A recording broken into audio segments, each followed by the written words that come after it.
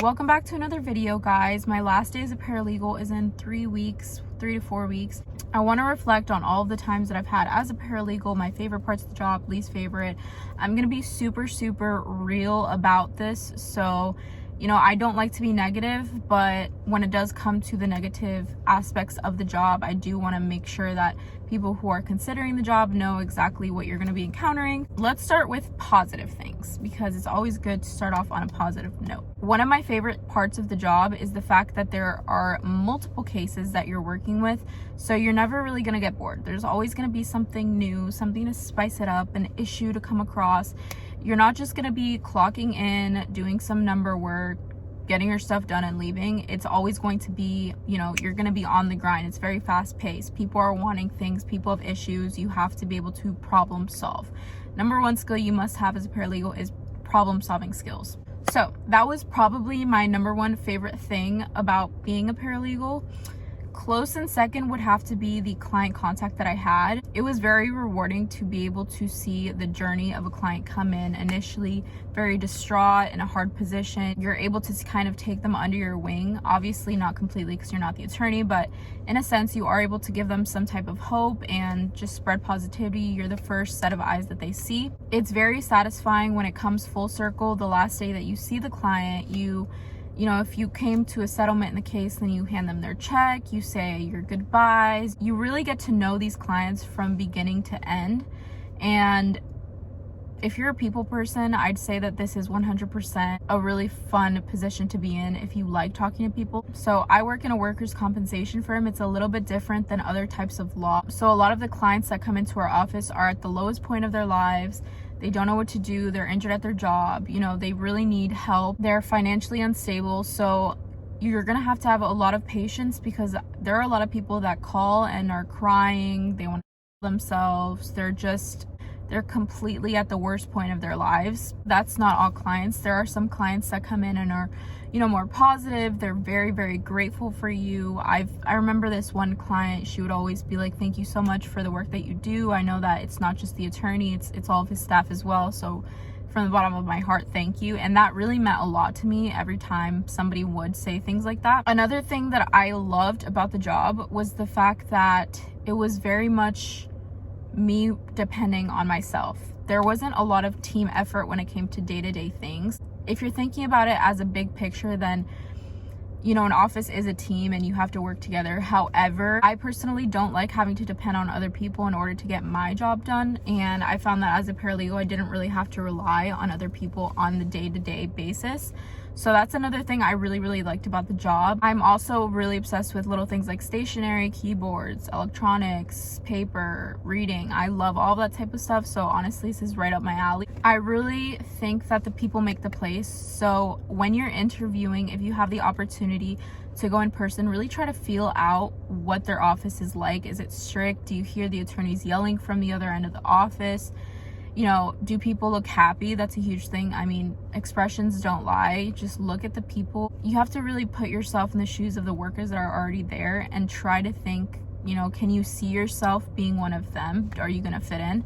Because at the end of the day, the people do make the place. If everybody's miserable, you're probably going to become miserable. But if everybody's positive and loves their job, then it's going to be a really fun time. So fortunately, when I first started the job, it was really fun and lighthearted. However, towards the end, it kind of got a little bit shaky and not everybody really loves being there anymore. It could just be a rocky phase of the office. Always just try to be maintain your own positivity and be your own light.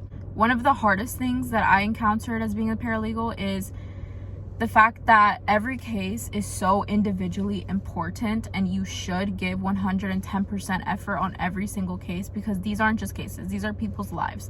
So the more effort you put into one case, the more it's going to prosper. And it's very hard to be able to balance every single case, and give every case the amount of attention it needs, because at the end of the day, you are one person, so you can't really give every case 100% of your effort, but you should be trying your best to give 100% of your effort. That's something that I'm going to take with me, in the future, is like, you can't really slack off on one case, because once you start slacking on one case, it quickly picks up the pace to rolling downhill and goes into a direction you do not want it to go. So, you know, it's a hard thing to navigate. Now let's move on to the things that I wasn't the biggest fan about when it came to becoming a paralegal. Specifically to the work that you're doing, it's very, very repetitive. It's very, you know, by the book. There's not a lot of room for creativity when it comes to the things that you're actually doing. Cases, although there are a lot of different cases you're going to be handling, they kind of all start to mesh and become the same. Because take my job, for example, a workers' compensation paralegal.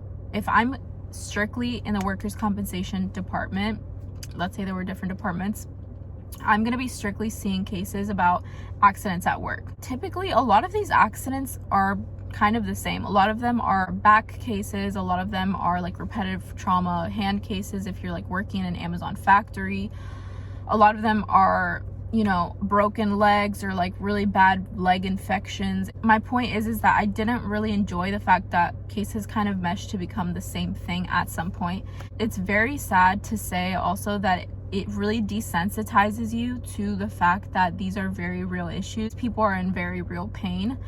That's not to say that I ended up not caring about these clients, but it's more so to say that I used to be very, very in touch with how every single client was feeling.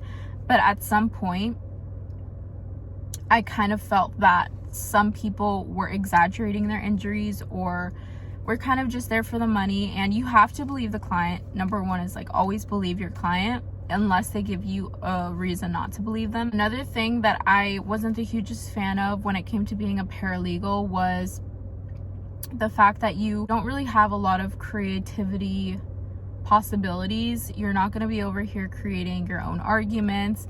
You know, the most you'll do from my experience is drafting motions, drafting pre-trials, maybe you're filing petitions, but there's not a lot of free range on what the argument at its core is going to be, because that's the attorney's job. The attorney's job is to be an advocate for the client, create the arguments, do some of the research, prepare, you know, speeches, all of these things. As a paralegal, you are capped in the things that you're going to be doing. I'm just a huge fan of jobs that allow you to be a leader and kind of take charge of different projects, I guess you could call it. But as a paralegal, you're not really going to be a leader, because the leader is always going to be the attorney. He's always going to be the one directing you on what to do. In some cases, that can be good for you because then you don't really have to do too much thinking. But at the same time, it kind of gets repetitive. You're constantly having to take orders from another person.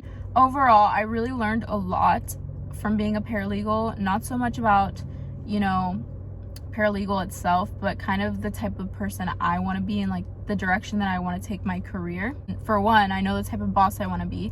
I think it feels very good as any type of worker, not just as a paralegal, but to receive a lot of, you know, encouraging words and compliments on, oh, you're working hard today, like I realize that, keep it up, or something like that. It's always nice to be able to hear feedback on how you're doing. I also want to mentor the people around me that want to be in the position that I'm going to be in, because that meant a lot to me, being able to learn so much from my boss and kind of have him as a mentor. I think it'd be fun to be able to take on somebody under me and like do the same thing, maybe go a step further and actually keep up with them during school or whatever they want to do.